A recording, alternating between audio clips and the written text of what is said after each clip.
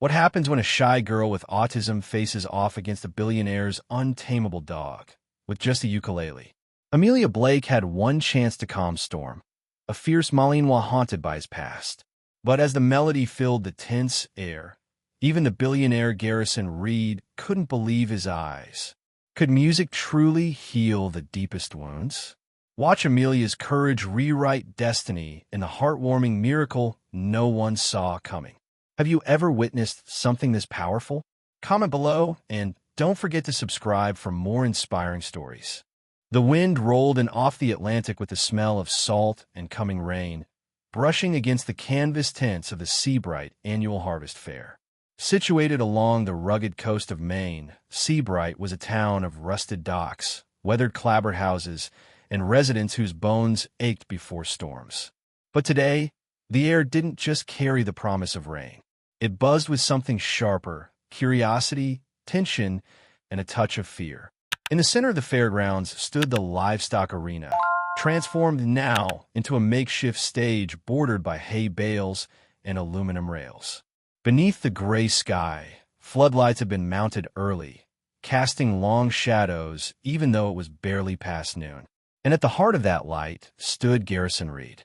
Tall and statuesque, Garrison wore a long, charcoal trench coat lined with dark velvet and leather gloves that seemed more ornamental than necessary. His silver hair was slicked back neatly, and his sharp jawline only amplified the air of command he exuded. At 61, he carried himself like a man who had built empires and broken hearts in the same breath.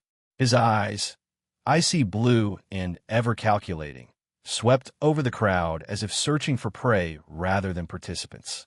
He was known throughout the Northeast as a real estate mogul and industrialist, but in Seabright, he was something more, a local legend of wealth, cruelty, and spectacle. On the end of a thick lead chain, barely restrained by two ranch hands, was Storm, a Belgian Malinois of about 5 years, massive in build, with a dense coat the color of smoke and ash. One ear stood up while the other was notched from some past trauma. Scars ran down his left flank, relics from his time in military K-9 service overseas. His eyes, unnaturally light for a dog, seemed to flicker between fear and fury. Storm paced constantly, growling, body low, tail stiff, ears twitching with every sound. The trainers who had failed to calm him had long since left. Today, he was a living symbol of power unmastered. "I'll pay $1 million, Garrison announced, his voice cutting through the murmuring crowd like a blade, "to anyone in this godforsaken town who can make this animal sit by their side for 5 minutes. No disches, no force, just calm him." Laughter rippled nervously among the onlookers. Ranchers with sunburnt necks, teenagers clutching caramel apples, mothers with curious toddlers. No one moved. No one dared. Amid the crowd stood Amelia Blake, a slight 11-year-old with tangled brown hair that had been braided and unraveled by the wind. Her eyes were a soft hazel, downcast but alert beneath the hood of her oversized navy coat. Her cheeks were flushed from the cold and from something else: focus. Amelia rarely spoke unless necessary, and only to a handful of people. Her autism made her world quieter, more structured, and often misinterpreted by others as aloofness. She didn't enjoy crowds, loud sounds, or unexpected change. But today was different. Standing a few feet behind her was her grandfather, Liam Blake, a man in his late 60s with a stooped back and thick hands hardened by decades of crab fishing and boat repair. His white beard was trimmed close, and his deep-set eyes were a faded green, heavy with both love and worry. He wore a fraying fisherman's jacket, boots that hadn't been new in 20 years, and carried a quiet strength that made people nod respectfully as he passed. Widowed young, and having raised Amelia's mother alone, then Amelia herself, after a tragic fire, took his daughter. Liam had become more fortress than man, and though he rarely said so, he feared losing Amelia the way he had lost Emma. Amelia's fingers curled around something in her coat pocket, a small wooden pendant on a leather string, etched with a wren. Her mother used to say that wrens were small but unshakable. The pendant had survived the fire. It had survived everything. Just like Storm. From where she stood, Amelia locked eyes with the Malinois. Storm was snarling, froth gathering at the edges of his lips. Yet behind the rage in those eyes, she saw something else. Not madness, not even anger. Grief. Deep, drowning grief. She had seen that look before. Once in the mirror, months after the fire when she had stopped speaking for nearly 4 weeks. And she saw it now, reflected back at her in the dog's trembling body. Liam bent down, his voice gentle but firm. "Millie, let's move back. This isn't for us." But Amelia didn't respond. Instead, she stepped forward.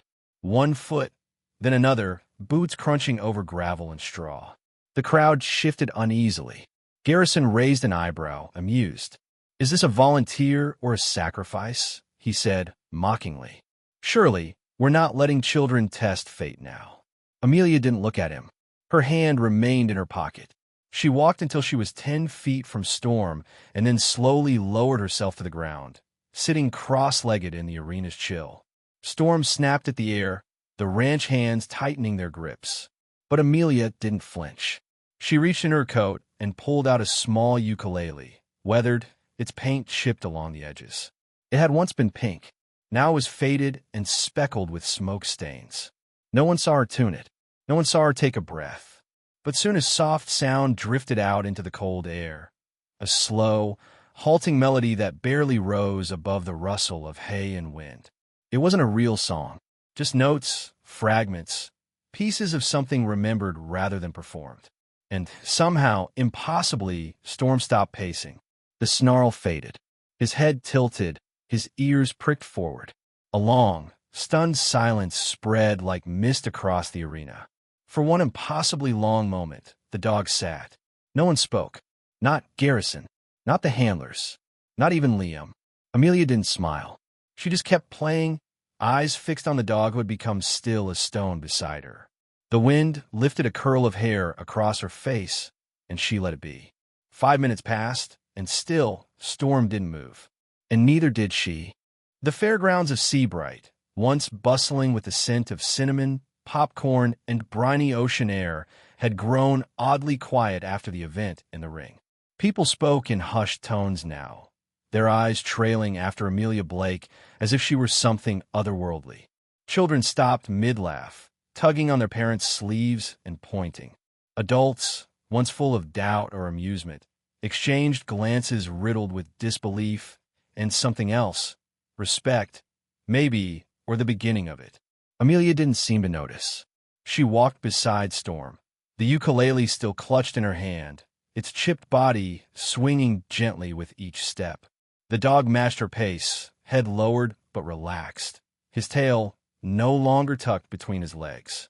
He walked like an old soldier returning from a war that never quite ended but had, for now, quieted. Liam Blake followed closely, his rough hands clenched into fists in his coat pockets, heart pounding in ways he hadn't expected to feel again. He was proud, yes, but also worried. The crowd's gaze was not gentle, and their silence held the edge of something dangerous. Expectation.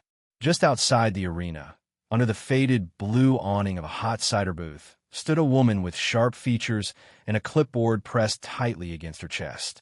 Her name was Vera Mallory, the event coordinator for the Seabright Harvest Committee. Tall and thin, with high cheekbones and prematurely silver streak hair pulled into a strict bun, Vera was the kind of woman who never forgot a form, a fee, or a face. She wore a tailored maroon jacket and a look of disbelief as she watched the girl and the dog approach. Vera prided herself on efficiency and schedules, and nothing about what had just happened in the ring was on either. She stepped forward, her boots crisp on the gravel. "Mr. Blake," she said, voice clipped, eyes flicking toward the dog. "We need to speak, privately if possible." Liam glanced down at Amelia, who had stopped just behind Storm. The girl's eyes were fixed on a nearby tree where a pair of jays squabbled over a scrap of caramel apple. He sighed. "Whatever you've got to say, you can say in front of her." Vera hesitated, clearly unused to being refused, but nodded. "There are concerns. Legal ones. The animal wasn't officially registered for any demonstration. We don't even know if he's licensed. If something had gone wrong. But it didn't," Liam said, his voice a quiet wall. The only thing that happened here was healing, and not because of your paperwork. Vera looked flustered for a moment, then drew in a breath and softened. You're right, but the mayor's office is asking questions. And so is Garrison Reed. At that name, Amelia's eyes shifted for the first time. She said nothing, but her grip on the ukulele tightened. Garrison was not the kind of man to forget humiliation. In fact, he wasn't even the kind of man to feel it. What he felt was a coal-burning need to correct the narrative. And as he sat alone in his black Escalade parked beyond the ring, he was already planning his next move. Inside the SUV, across from him, sat Ezra Holland, a younger man in his late 30s, lean and pressed into a navy coat with sleek brass buttons. His hair was dark blonde, neatly parted, and his eyes were the clear gray of a sky before a storm. Ezra had been Garrison's assistant for nearly a decade. Loyal, efficient, and always calm, but today he couldn't stop his fingers from tapping against the leather seat. She's just a kid, Ezra said finally. Whatever this was, let it be. People will forget. Garrison turned to him, his voice like frost. I won't. That child stole control from me in front of an entire town. And that, he pointed toward the arena, now empty, was no miracle.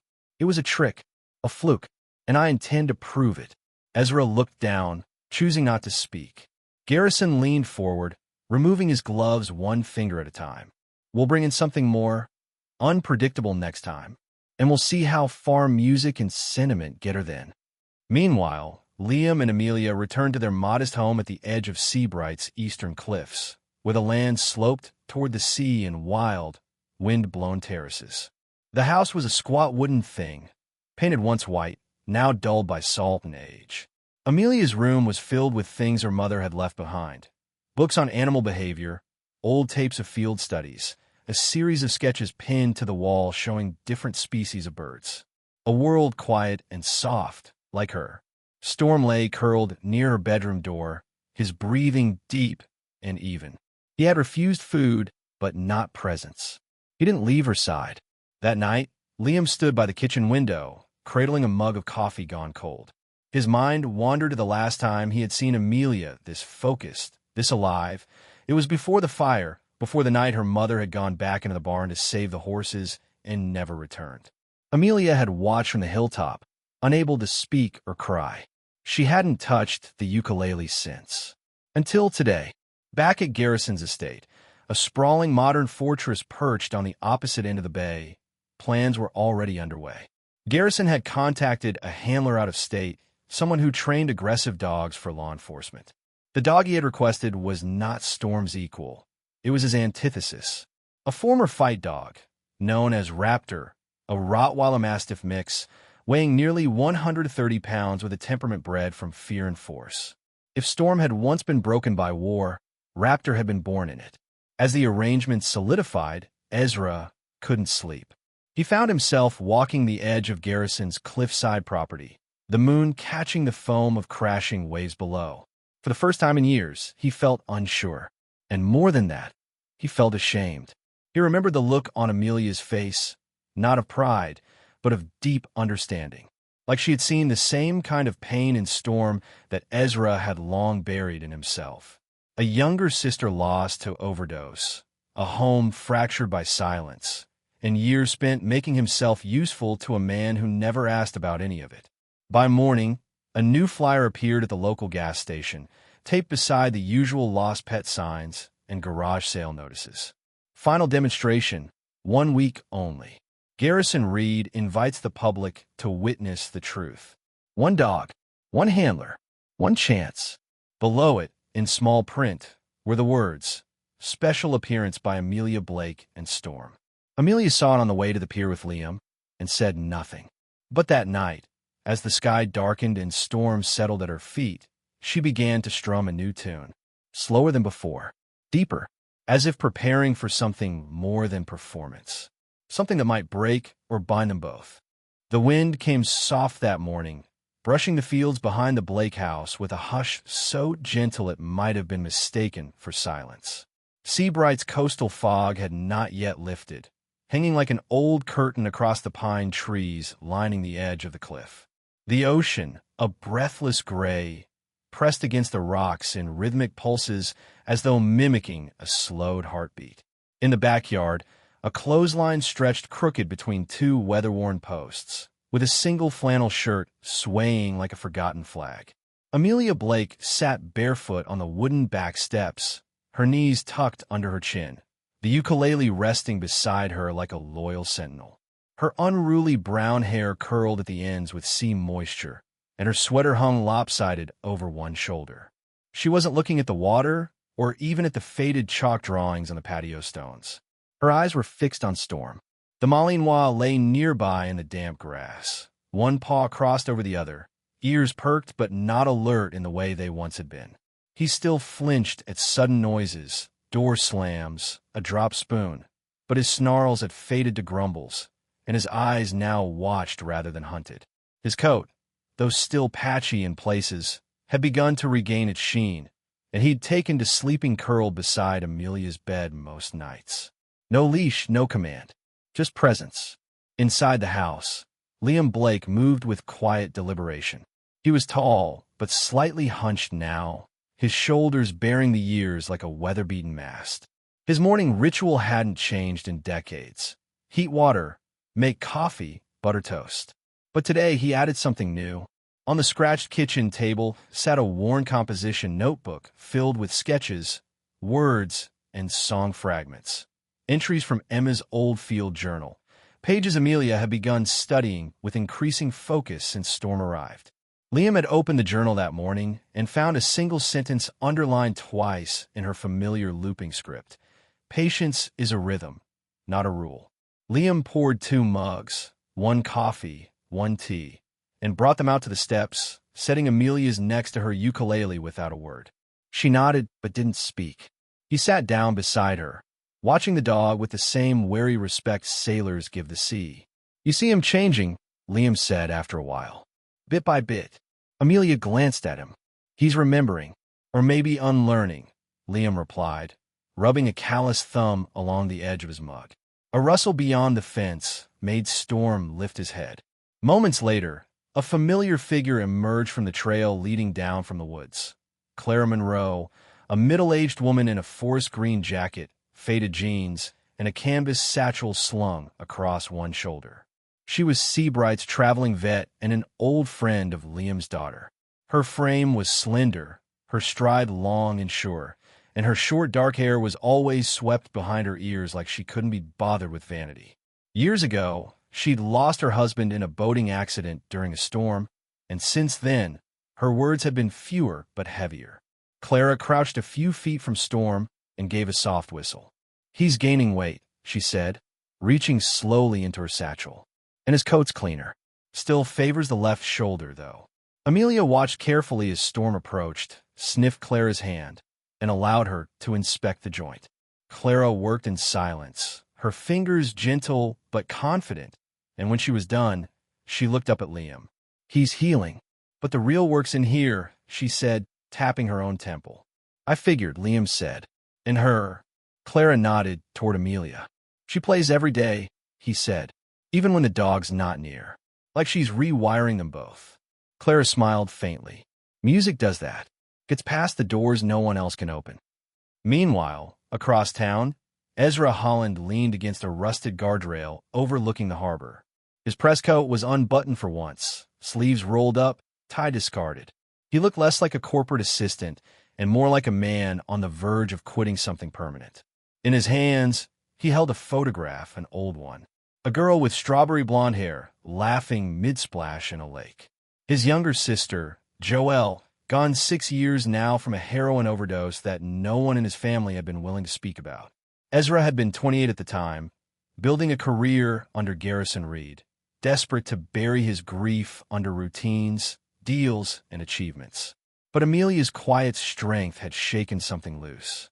She reminded him of Joelle in a way that was uncomfortable, brave without boasting, intuitive without explanation.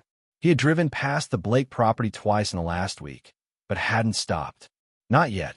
That evening, under a sky turning honey gold, Amelia walked Storm to the far end of the pasture. She carried with her a folding stool, and a small field recorder Liam had found in the attic. She sat in the dry grass, recording both her playing and Storm's reactions, sometimes a tilt of the head, a paw raised, a short huff like a distant memory. She wasn't training him. She was translating. Later, when Liam reviewed the recording on the kitchen computer, he found something unexpected. At minute 17, just after Amelia played a soft, circular melody, Storm let out a sound, half growl, half hum. Not angry, not distressed, but deliberate, like an answer. At the same time, across town, Garrison Reed was finalizing arrangements with the handler. Martin Keene was a compact, sinewy man in his 50s with a hard-set jaw and narrow eyes that seemed to catalog weakness. His short beard was graying, and a long scar ran from the corner of his left eye to his cheekbone.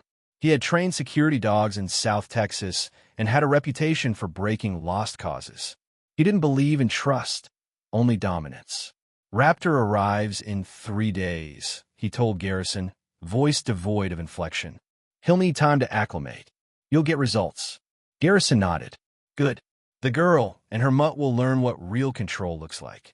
But that night, as Storm curled beside Amelia's chair and the wind brushed the pine needles into a soft hush outside, a different truth was forming. Not control, but connection. Not command, but quiet understanding. The day the flyer went up across Seabright, the wind had changed. It wasn't just the oncoming chill from the sea or the restless movement of pine needles overhead. It was something subtler, like a pulse beneath the skin of the town. Amelia saw it taped to the window of the general store, between an ad for pumpkin bread and a missing cat named Buttons. The paper was thick, glossy, too professional for a local event. In bold serif letters, final demonstration, 1 dog, 1 girl, 1 truth. The date stamped below was only 4 days away. And beneath it, in smaller font, 2 names were listed. Storm, Raptor. Amelia stood staring at the sign long after she had stopped reading it. Her chest felt like a jar that someone had tightened too far. She clutched the fabric of her coat and backed away, her eyes wide, her thoughts looping too quickly to catch. That night at the house, the sky turned the color of bruised fruit as a storm brewed offshore. Storm paced by the door, ears twitching. Amelia sat at the dining table, the ukulele on her lap, unmoving. Liam Blake stood by the stove, his posture heavy, arms folded. We don't have to go, he said finally. His voice was low, worn but steady. You don't owe them a thing. Amelia looked up, her expression unreadable. But Storm does. Storm had begun to change. He no longer barked at his reflection in the glass door. He let Amelia touch the scar behind his ear without flinching. Some nights, he even lay on his side, belly exposed. Not trust exactly, but an attempt at it. But now, with the mention of the demonstration, the old fear crept back into his spine. He didn't growl, but he didn't rest either. The jar was tightening for both of them. Meanwhile, on the edge of Seabright in a compound surrounded by black fencing and motion sensor lights, Martin Keene stood in a gravel pen beside a steel kennel. The man was solid, dense in build, his square jaw dusted with ash-colored stubble. His long black coat flared as he turned. He didn't smile. He never did, but his eyes gleamed with a hunter's anticipation. Inside the kennel was Raptor, the Rottweiler-Mastiff mix, standing rigid and silent. His coat was dark and glossy, but scars crisscrossed his haunches like a road map of violence. His eyes were nearly amber, and unlike Storm's wounded watchfulness, Raptor's stare was calculated and alert like a coiled spring. He doesn't hesitate, Martin told Garrison Reed, who watched from behind the chain-link fence. You ask, he moves. Doesn't question. Doesn't think. Perfect, Garrison said, his voice calm, emotionless. He was dressed in a slate wool coat and dark gloves, as if prepared for a funeral he had planned himself. Let's remind this town what obedience truly looks like. But elsewhere, someone had begun to question Garrison's intentions. Ezra Holland, still in the shadows of his employer's empire, now carried a notepad filled with scribbles that made his hands tremble. Names of witnesses, the timelines, training records. He hadn't yet shared them, but the truth had begun to ferment inside him. That night, he drove to Liam Blake's house. He didn't plan to go inside, only to leave the information in a mailbox. But as he stepped out into the salt-slicked wind, Storm's low growl came from the porch. Then came a front door opening. Liam stood in a wool cardigan, eyes hard. "You here to spy?" Or, finally ready to switch sides. Ezra didn't answer right away. Instead, he extended the folder silently. Amelia appeared behind Liam, holding her ukulele like a shield. Ezra lowered his eyes, softened his voice. "He's setting you up. Raptor isn't like Storm. He's not wounded. He's made. Engineered. If you go into that arena, he won't just scare the dog. He'll break him." Amelia didn't speak, but Liam did. "Then tell the press. Tell the sheriff." Ezra's mouth twisted. "Garrison funds half this town. They won't act unless something happens first." Storm had walked forward now, placing himself between Amelia and Ezra, but not aggressively. Just watching. Measuring. Ezra nodded once more and backed away, leaving the folder in Liam's hand. "If she goes into that ring, be sure it's because she chooses to, not because he wants her to fail." Later that evening, Amelia sat alone in her room. She pulled her mother's journal from beneath the pillow and turned to a page she hadn't seen before. A sketch of a wolf beside a wren. Beneath it, a quote: "The wild isn't dangerous because it's cruel. It's dangerous because it's honest." She closed the book, set it beside the ukulele, and pulled out a folded piece of paper. Her own drawing. Two dogs facing each other across a crooked line, but above them, a single note floated in the air between their heads. She stared at it for a long time. The next morning, she made her decision. At the vet's barn behind the hill, Clara Monroe had just finished tending to a goat with a twisted ankle when Amelia and Liam arrived. Clara wiped her hands on her faded jeans and tilted her head. "You sure about this?" she asked, glancing at Storm, who now stood calmly by the gate. Amelia nodded. Clara sighed, then pointed to a bale of hay. "He's going to need more than music. That dog you're bringing in, he's been trained in fear. But if you can make Storm choose calm, even in chaos, that's a lesson no trainer can teach." They spent the next 2 days rehearsing. Not commands, not tricks, but rhythm. Amelia walked in circles while Storm mirrored her. She tapped 3 beats against her thigh, and he learned to wait for the 4th. She sang to him quietly during gusts of wind, during sudden noises Clara introduced, clanking chains, barking from kennels. Each time, Storm startled, but returned to Amelia. Ezra, from a distance, watched. He said nothing, but something in his stance had changed. Shoulders no longer drawn, hands unclenched, waiting. On the 3rd day, flyers announced that Garrison Reed himself would make an appearance in the arena to observe the results of humane discipline. A photo of Raptor, mouth open in mid-bark, flanked by Martin Keene, filled half the poster. Liam burned the flyer in the fire pit that night. Amelia didn't flinch. The sun rose like a trembling drumbeat over Seabright the morning of the final demonstration. The sky was cloudless, unnervingly so, a brittle blue dome that seemed to trap every sound beneath it. At the center of the fairground, a large arena had been assembled, wider than the one used before, lined with metal fencing and freshly painted bleachers that climbed on all sides. The local radio station was broadcasting live. Drones hovered overhead, and television crews bustled about with cameras and clipboards, weaving between hay bales and curious children. It wasn't just a town event anymore. It was a spectacle. People filled the seats early. Locals, tourists, out-of-town reporters. Many had come for the promise of drama. Others to witness the girl with the ukulele who had tamed a war dog without a single command. They spoke her name like a story already being retold. Amelia Blake. The girl who didn't talk much, but when she did, made dogs listen. Somewhere amid the crowd sat Judy Morrow, a former school counselor now retired, with soft gray curls pinned up and a fleece vest pulled tightly around her. She'd known Amelia since she was 4 and watched her grow from a silent, withdrawn child into something both quieter and stronger. "She's not performing," Judy whispered to the woman beside her. "She's connecting. There's a difference." Backstage, beyond the aluminum barrier, Amelia sat cross-legged beside Storm.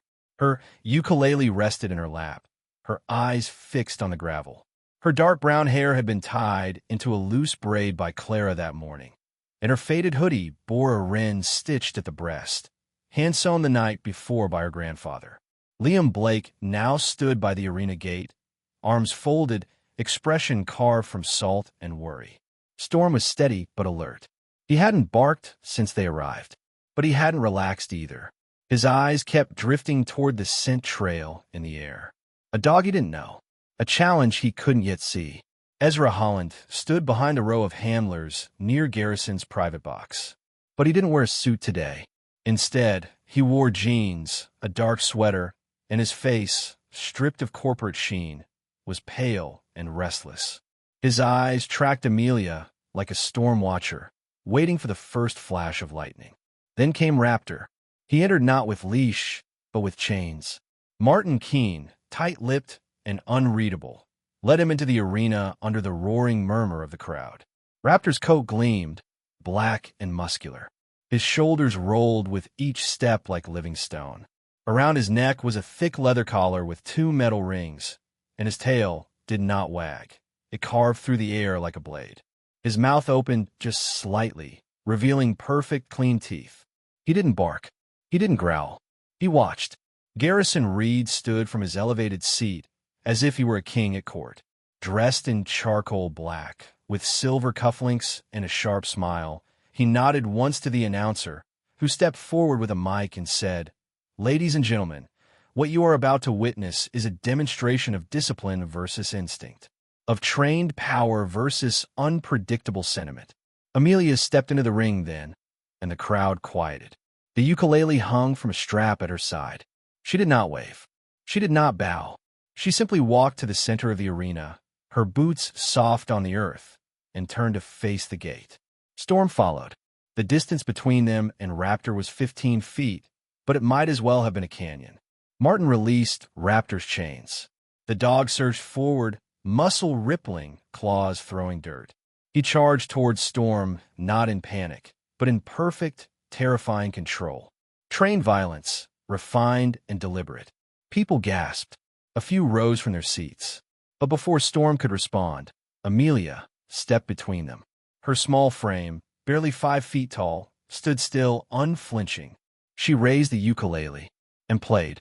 Not a dramatic melody, not a performance, just a simple, familiar tune, slow and round like a memory remembered through tears. It was the song her mother used to hum while cleaning stalls, while brushing down ponies, while cooking soup in the late hours after long days. A lullaby without words, only breath and vibration. Raptor stopped. One paw lifted, frozen mid-step. Storm stayed where he was. He did not retreat. He did not attack. And then came the strangest sound. From Raptor, not a growl but a whine, a sharp, short breath of confusion. The dog took a hesitant step back. Martin shouted, but Raptor didn't respond. His ears flicked toward Amelia. Ezra, who had been silent in the wings, stepped forward. His voice rang out across the arena, clear and resolute. "Stop the demonstration." Garrison turned on him, incredulous. "You're not authorized." Ezra didn't flinch. "You want control, Garrison? You're looking at it. That dog's not obeying you. He's choosing not to harm.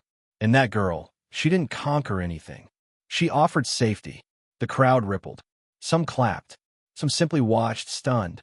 Martin moved to retrieve Raptor, but the dog walked, on his own, toward Amelia. Storm watched him still, eyes locked. Amelia kept playing. The two dogs faced each other now, not as combatants, but as witnesses to something no human had prepared for. Finally, Raptor sat. The arena was silent. Amelia stopped playing. She lowered the ukulele. Storm walked to her side. And then, impossibly, Raptor followed. Garrison's mouth twitched once.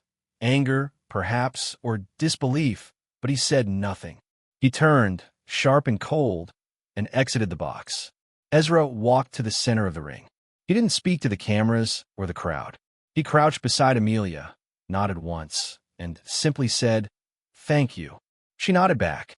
In the stands, Judy Morrow wiped her eyes. Liam Blake exhaled the breath he'd been holding for what felt like hours. Clara, standing near the back gate, smiled quietly and whispered to herself, That's the song.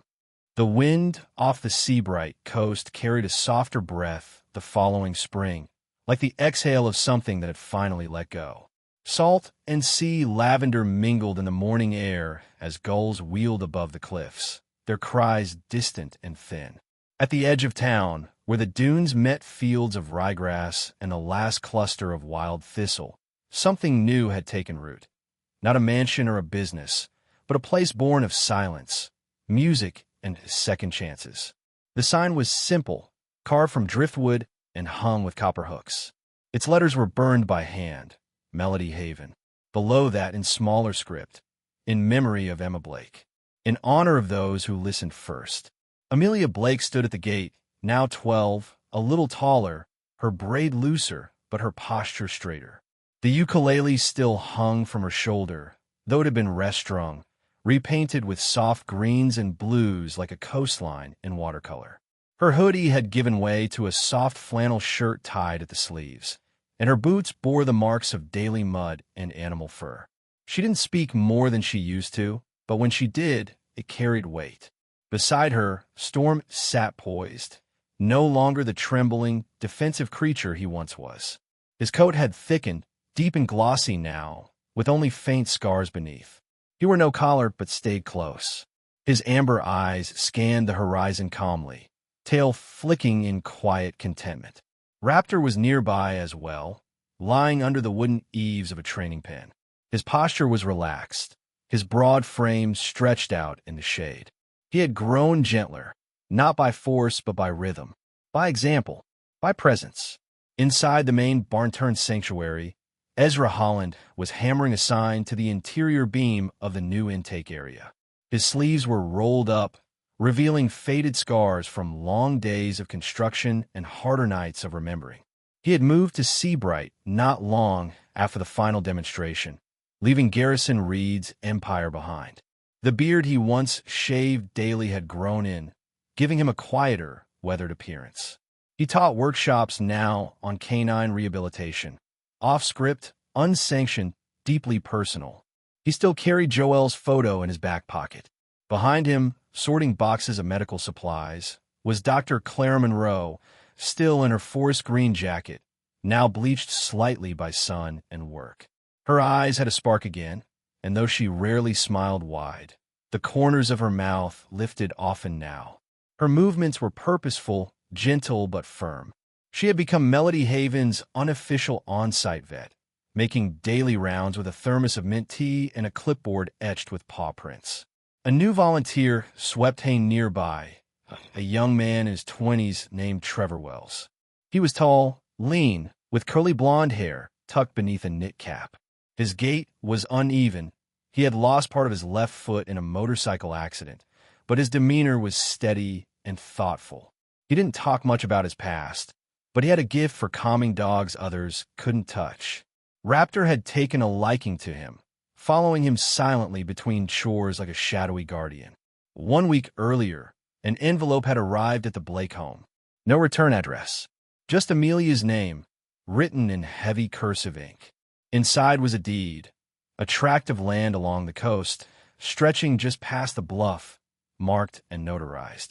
It included a short letter, and signed, except for the initials, Gr.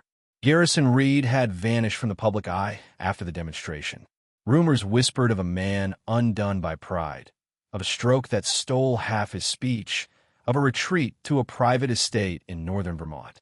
Amelia never asked about him, and Ezra never spoke his name aloud, but everyone knew who had sent the gift. Liam Blake had taken the news with his usual quiet grace. The old sailor had aged since the day of the demonstration, his beard grayer, hands more brittle, but something in his eyes had softened. He walked the grounds each morning with a mug of black coffee, trailing Storm and checking fence posts. He called the sanctuary her ship and Amelia the captain. At the rear of the sanctuary stood a garden where fruit trees were beginning to bloom, planted by local students from Seabright Middle School. Amelia had helped organize the event through a counselor named Leah Carter, a vibrant, auburn-haired woman in her late 30s with a joyful lisp and a love for compost. Leah had grown up in Seabright, moved away for college, and returned after burnout from a city job left her grasping for something real. She now ran outreach programs with the kids, pairing them with dogs to care for, to learn from. Some children didn't talk much. Some didn't like touch. Some had scars no one asked about. But under the branches of the pear tree, they learned to wait, to watch, to listen. Melody Haven was not just a place for dogs. It was for people, too, the kind who had been broken gently, without noise, and needed space to mend in quiet. That afternoon, as clouds drifted slowly over the sea, Amelia took her ukulele and climbed the grassy hill above the barn. Storm followed, as he always did, his pace unhurried, his steps matching hers. Raptor stayed behind, curled at Trevor's side as he mended the gate latch. Below, Clara finished recording the daily health logs, and Ezra checked the water troughs. Amelia sat at the top of the hill, cross-legged. The wind tousled her hair, but she didn't pull it back. She looked out toward the horizon. The sea was the same, wide, unknowable, but her place beside it had changed. Her fingers found the strings without thought. She played the same melody she had played that day in the ring. But now, it wasn't a cry for calm. It wasn't a shield. It was a thank you. It was remembrance. For her mother. For herself. For the dogs who had stayed. And for the ones yet to arrive. Storm lay down beside her, his head resting lightly against her knee. Below, the sanctuary pulsed with life, dogs barking, hay rustling, laughter from the open garden gate. Melody Haven had no loud anthem. It had no shining ribbon or bronze plaque. But it had rhythm. It had breath. It had peace. And that, Amelia thought, was enough. Sometimes, healing doesn't come from commands, but from patience. It doesn't shout, it listens. This story reminds us that in a world driven by power and noise, quiet love, consistency, and empathy still hold the greatest strength. Whether it's a broken animal, a hurting child, or a heart we carry in silence, the most lasting change begins with presence, not control. If this story touched your heart, share it with someone who needs a reminder that gentleness is not weakness, and trust is not built overnight. Leave a comment below and tell us, have you ever witnessed a healing like this? Or maybe you're still waiting for your own Melody Haven. Type "Amen" in the comments if you believe in second chances for animals, for people, and for yourself. Don't forget to subscribe for more stories that restore faith in the quiet power of love. God bless you.